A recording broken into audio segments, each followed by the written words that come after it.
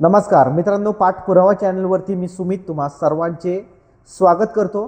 तर मित्रांनो, आजच्या व्हिडिओच्या माध्यमातून आज आपण माहितीचा अधिकार अधिनियम 2005 मधील कलम 20 मधील महत्त्वाच्या तरतुदी बघणार आहोत। त्याच्यामध्ये दंड, शास्ती म्हणजे माहिती देण्यास कसूर केलेल्या अधिकाऱ्यांना, जनमाहिती अधिकाऱ्यांवरती दंडाची तरतूद काय आहे किंवा त्यांना शास्ती लागण्याची तरतूद काय आहे, तो दंड कधी लागतो, कोण लावू शकतो, प्रथम अपीलीय अधिकाऱ्याला दंड आकारण्याचे अधिकार आहेत का नाही, या सगळ्या गोष्टींची चर्चा या आपण कलमाच्या माध्यमातून अभ्यासणार आहोत। तर मित्रांनो, यापूर्वी आपण माहितीचा अधिकार कायद्यातील कलम 1 ते कलम 19 पर्यंत तपशीलवार व्हिडिओ बनवलेले आहेत। सेपरेटरित्या पद्धतशीर एक व्हिडिओ बनवलेले आहेत आणि ते सर्व व्हिडिओ अतिशय महत्त्वाचे आहेत। तुम्ही त्या डिस्क्रिप्शन बॉक्समध्ये काही व्हिडिओची लिंक मी तुम्हाला दिलेली आहे। तसेच आपली एक प्लेलिस्ट मी तयार केलेली आहे या कायद्याविषयी, म्हणजे माहितीचा अधिकार अधिनियम 2005 कलम 1 ते हा पूर्ण जो अभ्यासक्रम आहे तो त्या प्लेलिस्टवरती तुम्हाला बघायला मिळेल। तर काही दिवसानंतर ही सिरीज पूर्ण झाल्याच्या नंतर ती प्लेलिस्ट तुम्हाला मी देऊन टाकेल, तिथून तुम्ही ते सगळ्या व्हिडिओ हा अभ्यासक्रम अभ्यासू शकता। तर मित्रांनो, कोणताही उशीर न करता आपण सगळ्यात महत्त्वाची तरतूद आहे की शिक्षेची किंवा दंडाची तरतूद ती काय आहे ती आपण सुरुवात करूया। तर त्यापूर्वी तुम्ही फक्त आपल्या चॅनलला नवीन असाल तर चॅनलला सबस्क्राईब करून घ्या। तर आपली सबस्क्रिप्शन सगळ्यात महत्त्वाचं आहे। जेवढे सबस्क्रायबर आपले वाढतील तेवढा आपल्याला एखाद्या प्रकरणामध्ये प्रेशराईज करायला खूप मदत होणार आहे। त्यामुळे तुम्हाला तर माहिती आहे की आपण बरेचशा सार्वजनिक विषयामध्ये हात घालत असतो। एखादा नागरिक आहे, त्याला अडचण झाली की एखाद्या डिपार्टमेंटवाले त्रास देत आहेत, जो जनहिताशी संबंधित काम करत आहे, तर निश्चितच आपला सपोर्ट त्याला असणार आहे। अशा प्रकारची आपण एक मोहीम सुद्धा सुरू केलेली होती की तक्रार एकाची आणि जबाबदारी सर्वांची। तर मित्रांनो, कोणताही सार्वजनिक विषय असेल आणि एखादा नागरिक तिथं पाठपुरावा करत असेल तर 100% आपल्या चॅनलची त्याला साथ असणार आहे आणि अशा प्रकारची मोहीम आपण याच्यानंतर अखंडपणे ती चालवणार आहोत। तर मित्रांनो, म्हणूनच महत्त्वाचं काय, ते सबस्क्रायबर आहेत। सध्या आपल्या चॅनलवरती तुम्हाला सांगतो की 27,900 सबस्क्रायबर आहेत। तर जेणेकरून हे सबस्क्रायबर जेवढे वाढतील तेवढं आपल्याला पाठपुरावा करायला खूप सोयीचं पडणार आहे। तर बघा, या ठिकाणी आपण आपल्या व्हिडिओला सुरुवात करूया। मागे स्क्रीनवरती तुम्हाला दिसतंय, प्रथम अपीलीय प्राधिकाऱ्यास दंड करण्याचे अधिकार नाहीत। सुरुवातीलाच एक 4च्या माध्यमातून मी तुम्हाला सांगतो की दंड करण्याचे अधिकार कोणाला आहेत, कोणाला नाही। आणि प्रथम अपीलीय अधिकारी, बऱ्याचशा नागरिकांच्या मनामध्ये आक्रोश असतो जनमाहिती अधिकाऱ्याबद्दल की ह्याला दंड झाला पाहिजे, माहितीच देत नाही आणि एवढा त्रास दिलेला असतो की नागरिक साहजिकच म्हणणार की साहेब, जेव्हा अपील हा शब्द जेव्हा आपण मनामध्ये विचार करतो, म्हणजे सुरुवातीला मी सुद्धा तसाच की अपीलात गेलोय आपण आणि अपीलात आपण जिंकलोय आणि एवढं होऊन पण याला दंड झाला नाही, मग थोडीशी निराशा होते। मुळात ही निराशा आपल्याला आपण वाटून घेण्याचा काही तसा विषय नाही आहे, कारण की आपण या कायद्यातील तरतुदींचा अभ्यास करायला पाहिजे की दंड करण्याचे कोणाला अधिकार आहेत, कोणाला नाही आहे। तर पद्धतशीर काही गोष्टी आहेत ते आपण आता बघूया। तर बघा, प्रथम अपीलीय प्राधिकाऱ्यास दंड करण्याचे अधिकार नाहीत। तर बघा, एक माहितीचा अधिकार अधिनियम 2005 मधील तरतुदीनुसार कसूरदार जनमाहिती अधिकाऱ्याविरुद्ध दंडात्मक कारवाई करण्याचे व संबंधित अधिकाऱ्याविरुद्ध शिस्तभंग विषयक कारवाईची शिफारस करण्याचे सर्व अधिकार राज्य माहिती आयोगास प्रदान करण्यात आलेले आहेत। पुढे 2, त्यामुळे या अधिनियमांतर्गत एखादा जनमाहिती अधिकाऱ्याविरुद्ध प्रथम अपीलीय प्राधिकाऱ्याने दंडात्मक कारवाई करण्याचे किंवा शिस्तभंग विषयक कारवाई करण्याचे आदेश पारित करण्याची बाब या अधिनियमाला तरतुदींशी विसंगत आहे। पुढे बघा, ज्या प्रकरणावर गुणवत्तेवर प्रथम अपीलीय प्राधिकारी यांच्याशी खात्री पटते की जनमाहिती अधिकारी कायद्यातील तरतुदीप्रमाणे अर्जदारास माहिती देत नाहीत किंवा देण्याची टाळाटाळ किंवा चुकीची दिशाभूल चुकीची माहिती देत आहेत, म्हणून ते कसूरदार आहेत व त्यांना या कायद्यातील तरतुदीनुसार शास्ती होणे आवश्यक आहे, अशा प्रकरणात प्रथम अपीलीय प्राधिकारी त्या संबंधीचा सविस्तर अहवाल शास्ती लादण्याचा सक्षम असणाऱ्या राज्य माहिती आयुक्ताकडे पाठवू शकतो। तर हा तिसरा मुद्दा सगळ्यात महत्त्वाचा आहे। आता तुम्हाला तर माहिती आहे की अधिकारी हातात हात घालून बसलेले असतात। एक उदाहरणासाठी घेऊया की जनमाहिती अधिकारी कोण आहे, ग्रामसेवक आहे, त्याचा प्रथम अपीलीय अधिकारी कोण आहे, तर पंचायत समितीमध्ये बसणारा विस्तार अधिकारी ग्रामपंचायतचा प्रथम अपीलीय अधिकारी आहे। हे दोघं भाऊ आहेत एकमेकांचे। आता छोटा भाऊनी चुकी केली म्हटल्यावर मोठा भाऊ 100% त्याला वाचवणार, परंतु कायद्यामध्ये अशी तरतूद आहे आणि ही तरतूद आपण त्याला रेटून ठेवली पाहिजे की साहेब, आम्हाला माहिती की तुमच्याकडे ते अधिकार नाहीत, ते सर्व अधिकार दंडात्मक कारवाई करण्याचे वगैरे सगळे अधिकार हे राज्य माहिती आयोगास आहेत, परंतु या ठिकाणी तुमच्याकडं हा आता प्रथम अपीलीय अधिकारी जेव्हा आदेश करतो की अर्जदाराला विनामूल्य माहिती देण्यात यावी, तरी देखील हा जनमाहिती अधिकारी ऐकत नसेल, तर या ठिकाणी प्रथम अपीलीय अधिकाऱ्याचे अधिकार आहेत की त्यांनी पूर्ण शिफारस करायची वरती की साहेब असं असं या ठिकाणी झालेलं आहे, तरी देखील हा माहिती देत नाही जनमाहिती अधिकारी तरी त्याच्यावरती शास्त्रीय लादण्यासाठी शिफारस करू शकतो, 100% शिफारस करू शकतो. तो काहीच करू शकत नाही अशातला भाग नाही.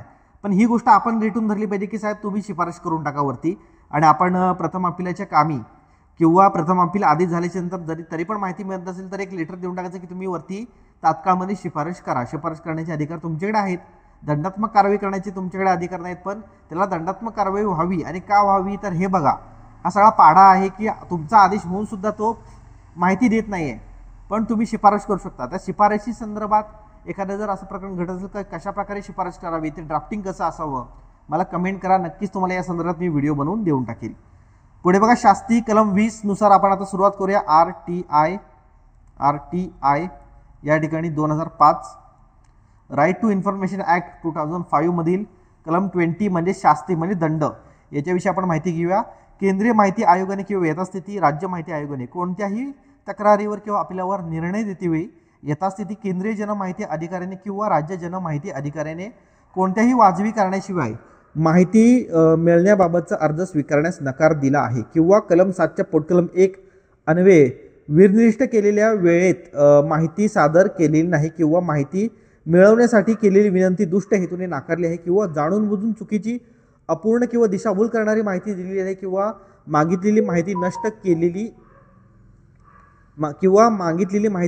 केलेली आहे किंवा माहिती सादर करण्यात कोणत्याही प्रकारे अडथळा आणला आहे असे आयोगाचे मत झाले असेल तर तो अर्ज स्वीकारेपर्यंत किंवा माहिती देईपर्यंत प्रत्येक दिवसाला 250 रुपये इतकी शास्ती लादेल. तथापि अशा शास्तीची एकूण रक्कम 25,000 रुपयापेक्षा अधिक असणार नाही.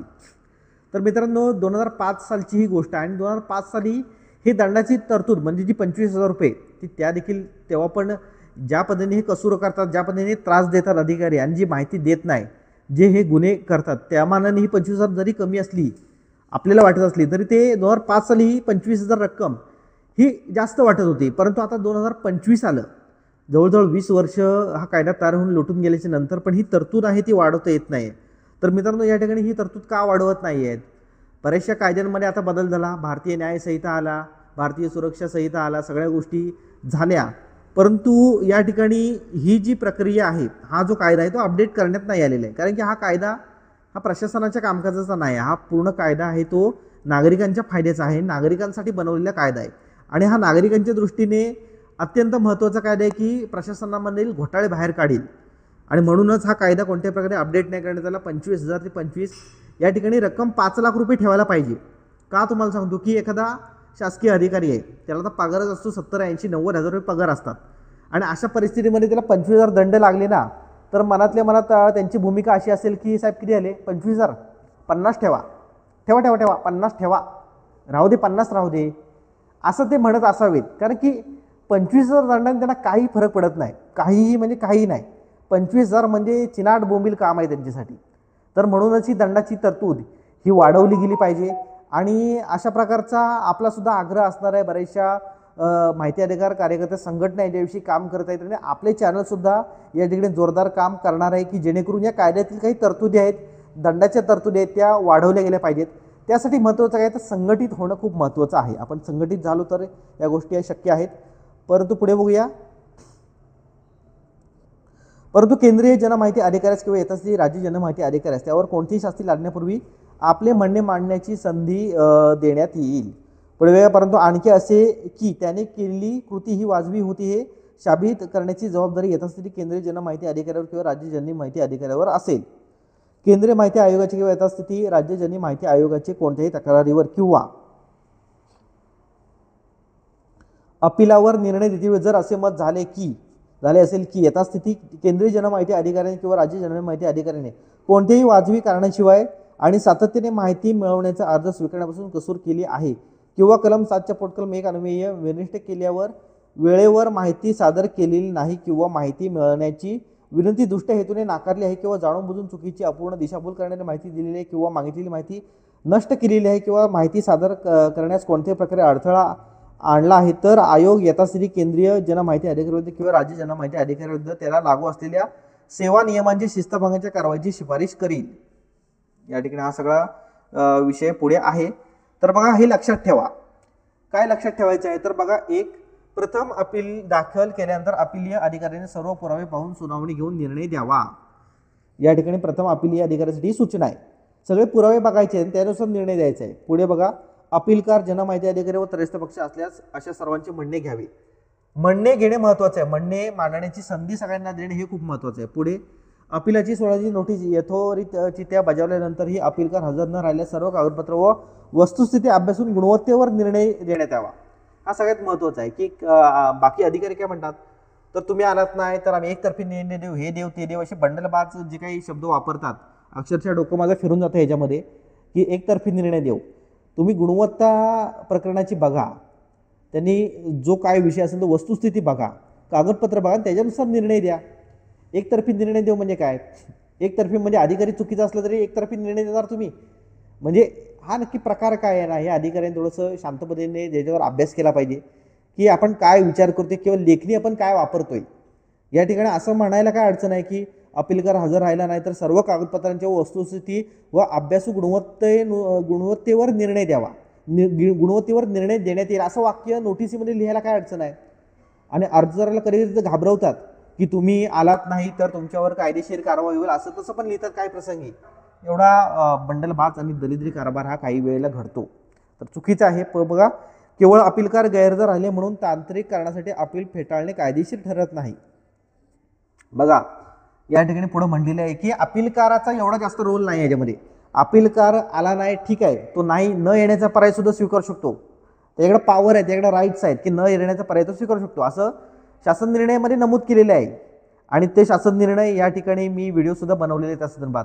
अर्जदाराला जो अपीलकार आहे त्याला 7 दिवस नोटीस आधी मिळण्याचा अधिकार आहे।